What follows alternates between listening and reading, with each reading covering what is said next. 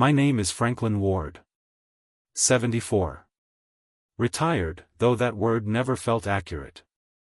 You don't retire from a lifetime of being needed, people just stop needing you. I live alone in a modest two-story house at the edge of town. It used to be full once, of laughter, of slammed doors, of holiday dinners and spilled wine on old carpets. Now it's just me, a half-dead bonsai by the window, a television I keep on mute, and the creaking voice of wind behind the curtains. I'm not poor, not broken, just forgotten. My children, Rachel and Thomas, are well off. Lawyers with polished shoes and calendars tighter than their smiles. They call on my birthday, sometimes. Send store-bought cards signed by assistants. My grandchildren? Polite. Like strangers you meet in elevators. Eye contact is brief, hugs are hesitant, questions are forced. None of them know what I did, who I was. They don't ask. The world used to shift when I entered a room. Now, doors don't open, they close. At the grocery store, the cashier talks over me. At the clinic, the nurse calls out, "Next," like I'm a package waiting to be shelved. People speak to me slowly, as if age rotted my mind like fruit. I pretend not to notice. But I do. I notice everything. My days are a careful ritual. Breakfast tea. 1 sugar, no milk. Old woolen sweater, worn at the cuffs. A walk, short now, with the cane. The notebook always in my coat pocket. I jot down things most would ignore, license plates, overheard names, receipts left behind. Call it a habit. Or maybe a habit that's turning into something more. Most evenings I sit by the window with no lamp on, watching shadows stretch across the yard. Sometimes I imagine I'm one of them, thin, silent, unnoticed. But shadows are patient. And when the light is just right, they grow. There's something no one seems to understand. They think age takes away the flame. But fire doesn't vanish, it recedes, coils inward, waits. What they call frailty is simply stillness. What they call forgetfulness is focus. I'm not angry. Not yet. But something is stirring. And I don't forgive as easily as I used to. They say time humbles everyone. I disagree. Time doesn't humble, it erases. Quietly. Like waves licking names off old stone. But I remember. I remember who I was. There was a time when my name, Franklin Ward, meant something. It showed up in newspapers, on plaques, in boardrooms thick with cigar smoke and sharper words. I wasn't a celebrity. I was something rarer, a man people trusted. A man people feared. And a man people followed. I built my company from the ground up. Not in a garage, not in someone else's shadow, but in blood, sweat, and calculated silence. While others shouted, I listened. While they chased headlines, I chased patterns. I didn't need to scream to be heard. I only had to speak once. I remember the late 80s, when interest rates clawed at small businesses like rabid dogs. I mortgaged our house to keep the lights on in the office. Rachel was 5, sick with pneumonia. We had to choose between hospital bills and payroll. I chose both, and slept in the office for 3 nights straight, praying the checks wouldn't bounce. They didn't. In the 90s, when the markets crashed and the wolves came for my company, I didn't run. I called their bluff. Bought out my partner's shares before he could sabotage the books. He called it betrayal. I called it defense. He would have sold us all to stay afloat. I sunk him before he could sink me. And the family? They don't remember the nights I ate instant noodles so they could have dance lessons and braces.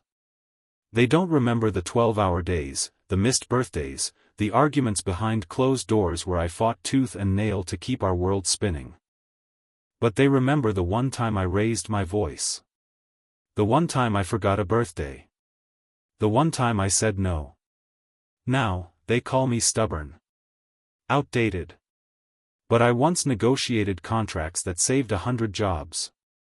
I once stood before city council and turned a denied permit into a greenlit opportunity for 50 families.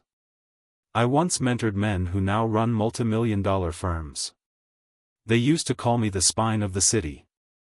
Now, I'm an entry in their contact list they scroll past. The phone doesn't ring anymore. If it does, it's spam. And yet, I don't curse them. Not yet. I only observe. Because here's what people don't understand about those who were once powerful: we never truly forget how to pull strings. We simply wait until it's worth the effort. It's not the grand betrayals that break a man. It's the small things. The quiet, daily cuts. Last week, I called Thomas. 3 rings. Then voicemail.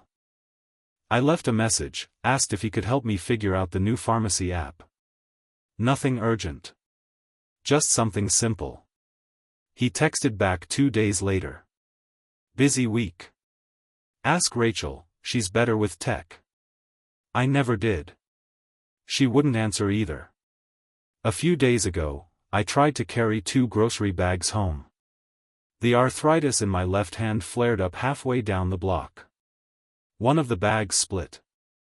Apples rolled into the street. I bent down to pick them up. A group of teenagers passed by. One of them laughed. The others didn't stop. Hey, I said. Could you help me? He kept walking. Ask someone who's paid to care, he muttered. Paid to care. Like I'm a job. A burden. A thing to be managed. At the clinic, I waited 47 minutes for a doctor who spent 4 of them in the room. He didn't look up from the tablet when I spoke. Memory issues? He asked flatly. No, I said. Just a sore knee. He nodded to the nurse. Take the old guy's vitals and book him for imaging. He probably won't remember the date anyway. They all think I don't hear. Don't see. But I do. Yesterday, I asked my grandson Liam to help me set up my old turntable. I thought maybe music would bring something back, a mood, a time, anything. He sighed when I asked. A real sigh. Said he was, in the middle of a raid, whatever that means. Then he smirked and added, you should just get a smart speaker, Grandpa. Turntables are from, like, the dinosaur age. I nodded. Smiled. Said, maybe you're right. He laughed. But in my mind, I added another line to the notebook. I keep it by the armchair. Black leather, thick pages. No one knows what's inside. Dates. Times. Names. Words spoken. Words swallowed. Debt. They think I'm writing poetry or tracking my blood pressure. Let them think it. Let them all think I'm fading. But I'm not fading. I'm distilling. Every slight, every careless word, every door that closed in my face, it doesn't disappear. It stacks. Like logs in a fire that hasn't been lit yet. They mistake my quiet for surrender. But I'm not surrendering. I'm watching. And water, when held back long enough, becomes pressure. One day, very soon, it will burst. It happened on a Wednesday. Cold. Overcast. The kind of sky that makes bones ache before you even stand up. I'd just come from the pharmacy, they got my prescription wrong. Again. Didn't matter. What mattered was what happened next. I was carrying a bag of apples and a box of tea when my knee gave out on the sidewalk outside my house. I stumbled, didn't fall gracefully, like in movies. No, I dropped hard.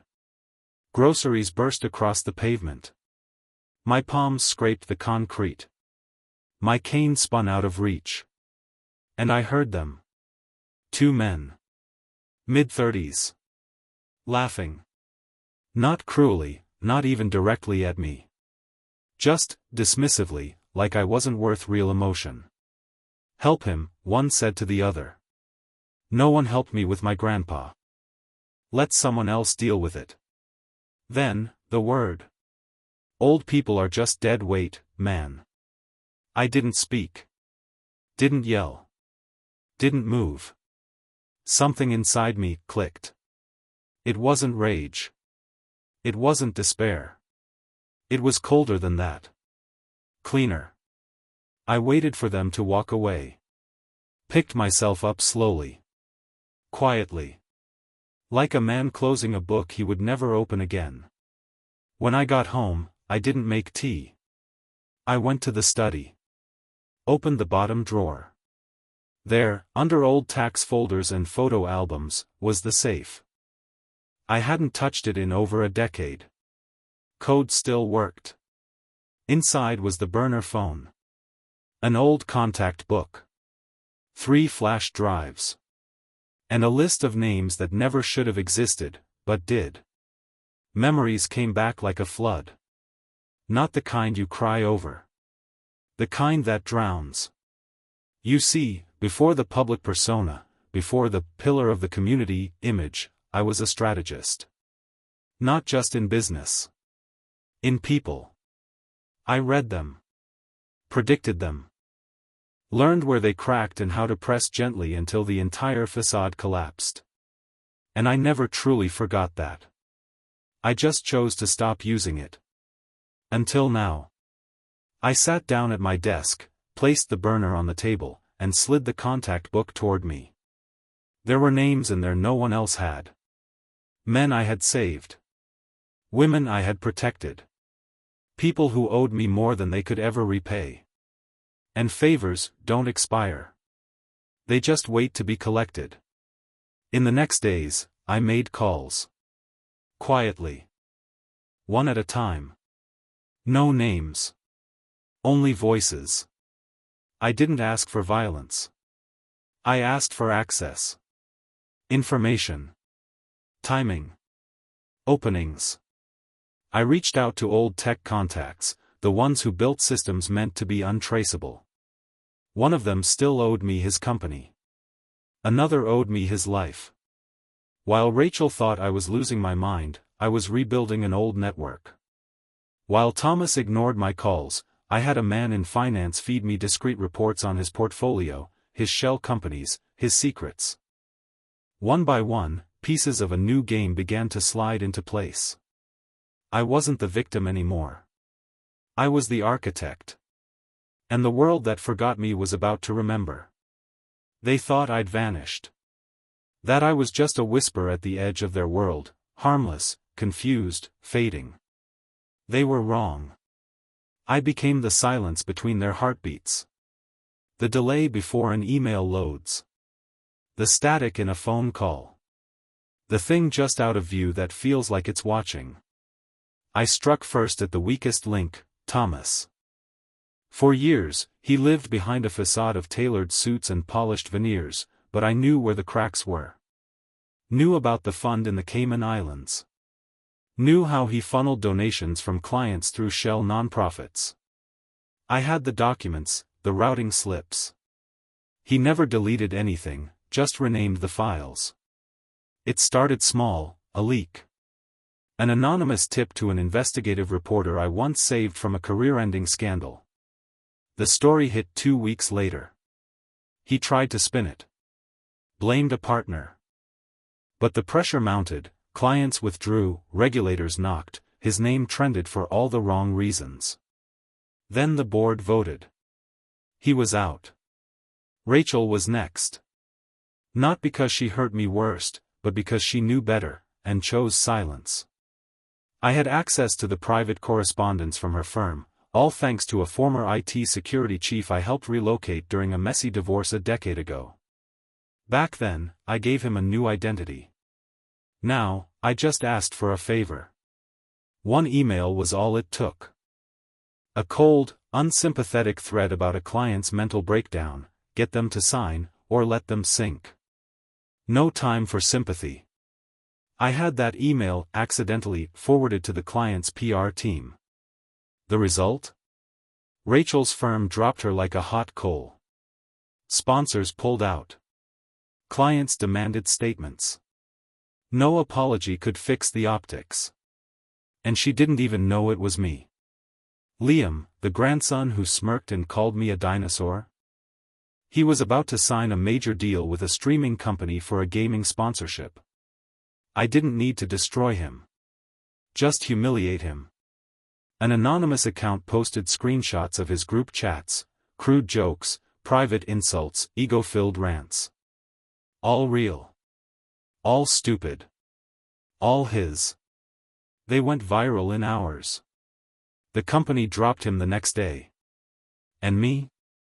I sat in my chair by the window. Drank my tea. Listened to the silence between the storm calls. Phones rang. Doors slammed. Voices trembled through the walls of homes I once paid for. Suddenly, they remembered I existed. I got messages. Dad, are you okay? Can we come over? Please pick up. I'm scared. I didn't respond. I was responding. Just not in the way they expected. No threats. No violence. Only truth, served ice-cold, with receipts. And the thing that scared them most? They didn't know who was pulling the strings. But they all had the same growing suspicion.